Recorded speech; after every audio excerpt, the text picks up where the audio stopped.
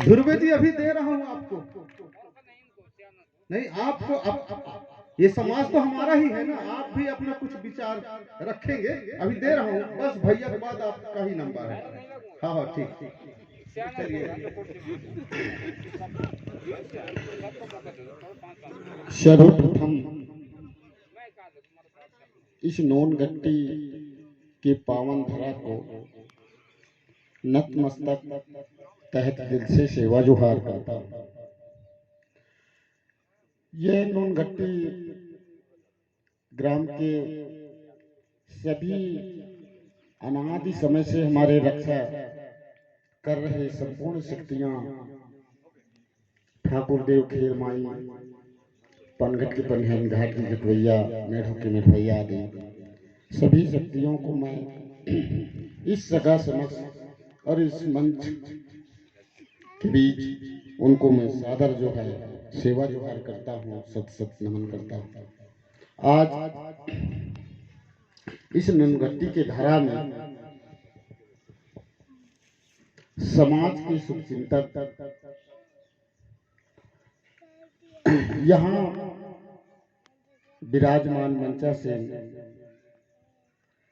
आदिवासी समाज सुधार विकास समिति के संस्थापक विराजमान हैं, सम्माननीय मसराम साहब, आपको और इस समाज, इस समिति के लेख के रूप में उसको साकार देने वाले ध्रुव साहब, समिति के सलाहकार के रूप में सुसज्जित चलाने का मार्गदर्शक हमारे ध्रुव साहब हैं और हमेशा से हम सभी के प्रेरणा स्रोत चाचा तिलगाम हैं और हमारे बीच सम्मानीय टीआई और समस्त कार्यवाहियों का सुव्यवस्थित लेख करने वाले सम्मानीय ध्रुव साहब और मंचासीन सभी हमारे सम्मानीय जितने भी हैं सभी लोगों को और हमारे सम्मानीय सभी सगा समाज भाई बैठे हैं, सबको मेरा सादर सेवा।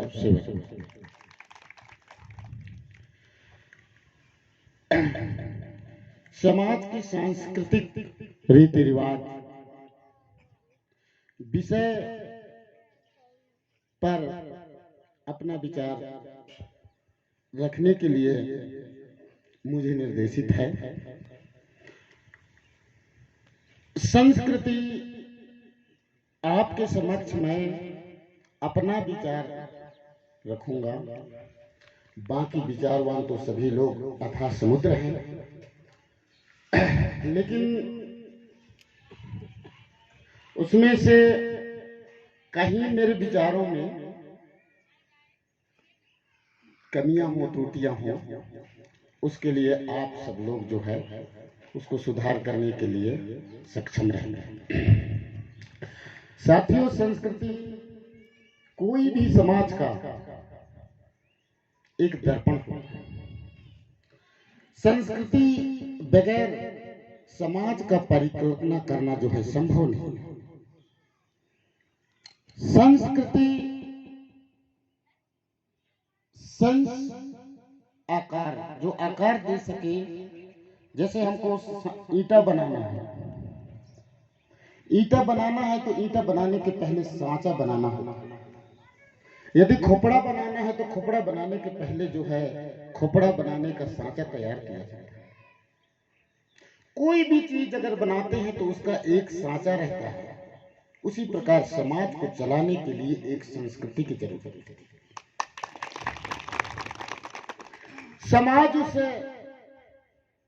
समाज को चलने के लिए एक संस्कृति, एक सांचा होता है और उस सांचा में परिणित होकर के समाज अगर आगे चलता है तभी वो समाज भी कहलाता है, नहीं तो समाज लायक नहीं हो जाता है। और एक सांचा अगर मान लीजिए ईंटा है, लेकिन एक ईंटा छोटा है, एक ईंटा बड़ा है, और कहेंगे मिस्त्री को आप अच्छे से मकान बनाए, तो निश्चित वो बोलेगा भैया ये ईंटा का आकार अलग अलग है, अच्छा तो नहीं बन पाएगा, यही बोले।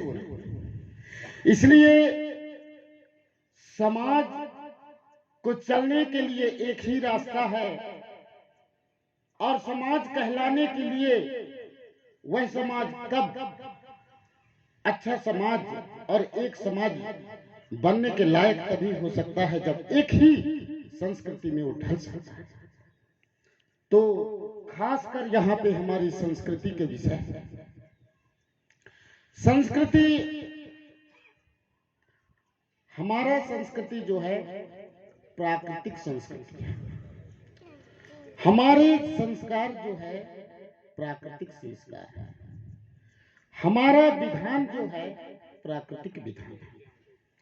यह प्राकृतिक को अभी चाचा जी वही बोल रहे थे कि हम पेड़ों से सीखते हैं, हम लताओं से सीखते हैं, हम हवाओं से सीखते हैं, हम पानियों से सीखते हैं।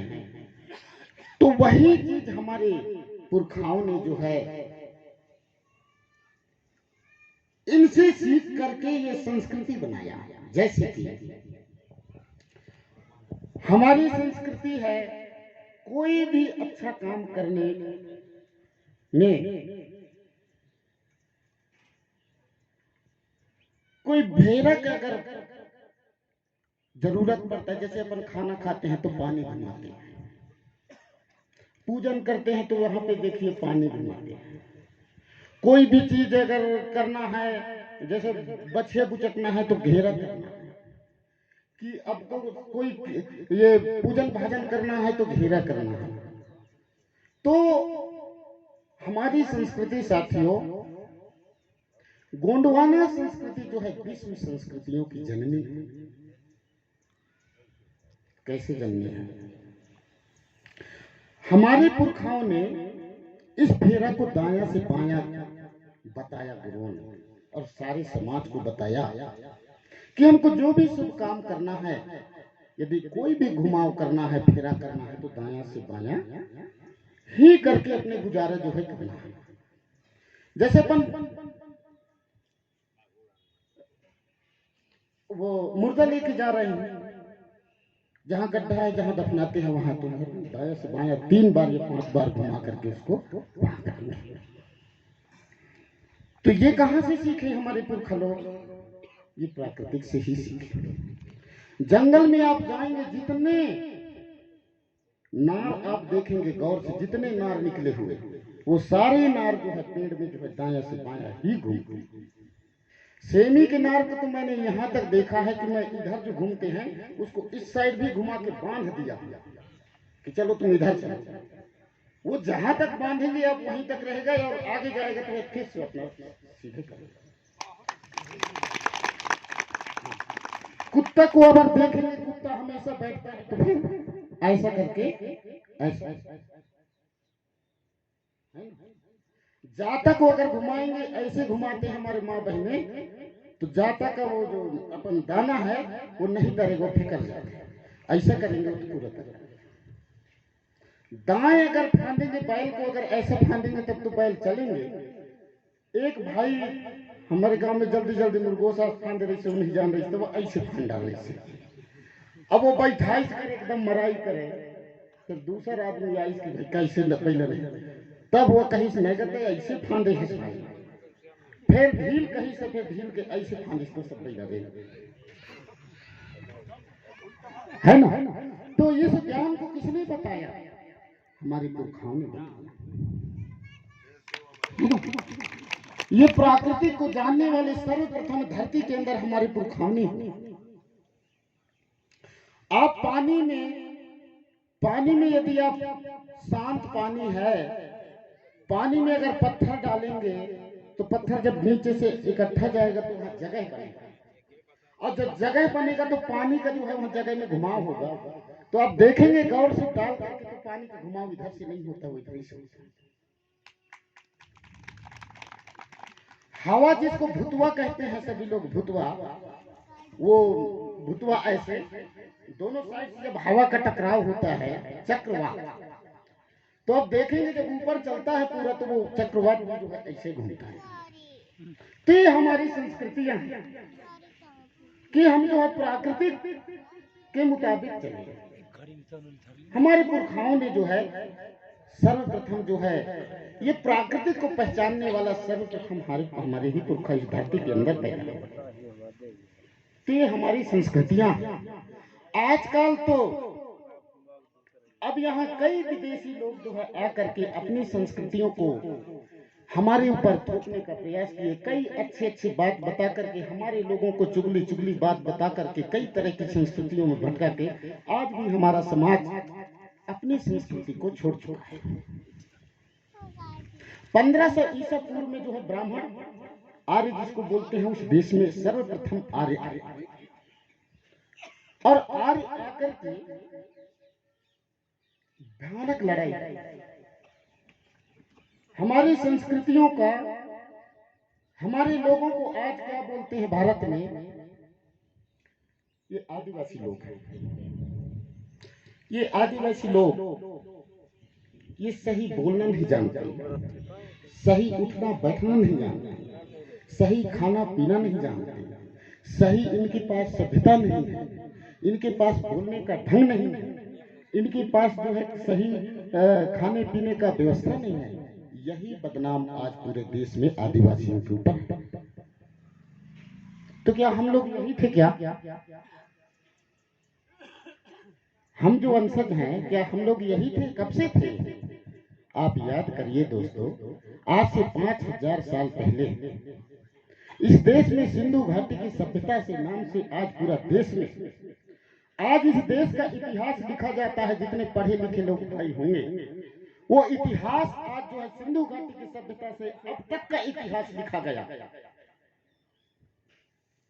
और उस सिंधु घाटी की सभ्यता को आज भारत ही नहीं, अमेरिका में चले जाइए, इंग्लैंड में चले जाइए, पंजाब वहां पे जापान में चले जाइए, जर्मनी में चले जाइए, लेकिन वहां के भी इतिहासकार बोलते हैं कि सिंधु घाटी की सभ्यता जो भारत में आजकल तो पाकिस्तान में हो गया है, हड़प्पा, मोहनजोदड़ो, चंदूचारो, तीन संस्कार है। देखिए अब मैं संस्कार पे आ जाता हूँ कि हमारे पुरखाओं ने हमारे 3 ही संस्कार बनाए, संस्कृतियां बनाई। वो एक जो है गोंडी में तुंडा संस्कार, जिसको जो है जन्म संस्कार बोले, दूसरा है मुंडा संस्कार जिसको विवाह संस्कार, तीसरा है कुंडा संस्कार, चुम्रत संस्कार। और ये 3 संस्कार ही इसलिए हमारे पुरखाओं ने बताए क्योंकि हमारे पुरखा जितना प्राकृतिक का विधान है उसी को माने, उससे ऊपर आगे नहीं गए। हर मानव का या हर जीव जंतु का पूरा जीवन काल 3 ही काल चक्र से गुजरता है। जन्म होते ही 18 साल या 15 साल या 16 साल तक पहुंचे तक बाल अवस्था रहता है। 18 साल या 15-16 साल के बाद ऑटोमेटिक ये शरीर बदलता है। इसको ना आप रोक पाओगे ना किसी में तार नहीं है कि रोक लो। मुछ आ जाना, बाल आ जाना, मोटा गला हो जाना, बरिये हो जाना, स्त्रियों में भी इसी प्रकार जो है उनमें परिवर्तन होता है। कोई रोकता है क्या? नहीं रोक सकता। तो ये ऑटोमेटिक प्राकृतिक का बलदावट है। इसके बाद 40 साल के बाद पुनः फिर से शरीर का जो है फिर से चेंज होता है, बुढ़ा की अवस्था। तो ये सारे, चाहे आंख भी कमजोर होने लगता है, हाथ पैर कमजोर होने लगता है, सारे अंग कमजोर होने लगते हैं, और वो जो है पुनः जो है बुढ़ापे की ओर जाता है। 3 ही अवस्था गुजरन। इसीलिए हमारे पुरखाओं ने जो है 3 संस्कार बनाए। जन्म संस्कार को जो है 12 दिन में जन्म संस्कार बरहू करने का विधान उन्होंने बनाया। इसके बाद शादी का संस्कार 18 साल में, मुंडा संस्कार। ये जो भाषा है हमारा, जिसे मांडी अभिविद्या भी बोले, गोंडी में मांडी माने होता है सभा। 5000 साल पहले ये गोंडवाना द्वीप में पूरा एक ही भाषा था, गोंडी भाषा था। इसके बाद यहाँ पे संस्कृत भाषा को जिन्होंने देव भाषा आर्यों ने, ब्राह्मणों ने जो आज कहा है, वो 1500 ईसा पूर्व से लेकर और 2200 साल का उनका शासन काल था, तब ये था। 1000 ईस्वी तक मतलब संस्कृति आई, और 1100 ईस्वी में हिंदी आई, और 500 ईस्वी में पा लिया जब गौतम बुद्ध का टाइम आया।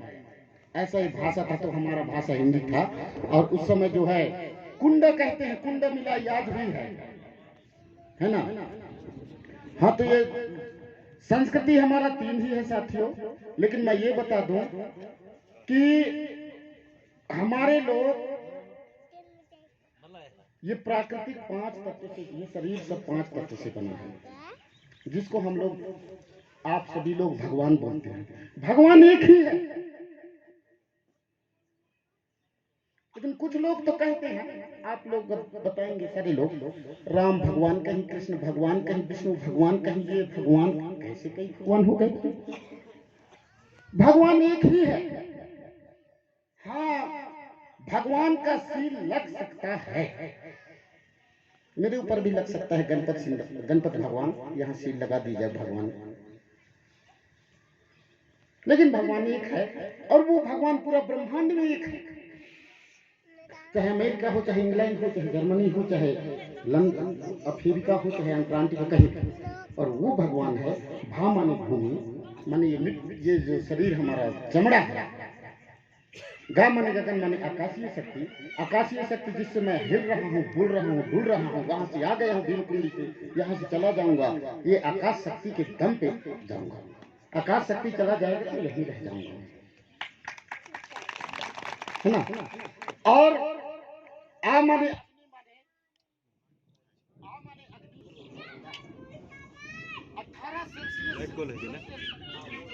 सभी के शरीर में अग्नि है, और 100 में तो उबलने लगता है, पानी उबलने लगता है, लेकिन 2 सेंटीग्रेड सेल्सियस जो है यहाँ पे सबके में अनठंड। वहाँ माने हवा, हवा माने ये वायु, इसके बगैर 10 मिनट नहीं रख सकते हैं। और ना माने नीर माने पानी, ये 5 तत्व है। और ये 5 तत्व ही भगवान है पूरे ब्रह्मांड में, पूरे धरती के अंदर। इससे, और इस बात को साबित कौन करेगा बताओ? हम उसके औलाद यहाँ बैठे हैं, जो लाजवाब हमारे पुरखाओं ने जो बताया, उसका गांठ कहीं धरती के अंदर नहीं। आप कहोगे राम भगवान एक है, तो वो तो हिंदू और ईसाई वाले नहीं मानते, तो उनके लिए कैसे करोगे, कैसे एक करोगे? और ये प्राकृतिक जो हमारे पुरखाओं ने बताया, भगवान को 5 तत्वों को, बड़ा देव को, जिसको तो आप मुसलमान को भी कहना पड़ेगा, हिंदू को भी कहना पड़ेगा, ईसाई को भी कहना पड़ेगा, मुस्लिम को भी कहना पड़ेगा, भारतीय को भी कहना पड़ेगा, लंदन के लोगों को भी कहना पड़ेगा, अमेरिका के लोगों को भी कहना पड़ेगा, इंग्लैंड के लोगों को भी कहना पड़ेगा, नहीं कहना पड़ेगा। उसके औलाद हैं हम उसके औलाद हैं जो धरती में सबसे सत्य बोलने वाले औलाद। लेकिन हम लोग कहीं ना कहीं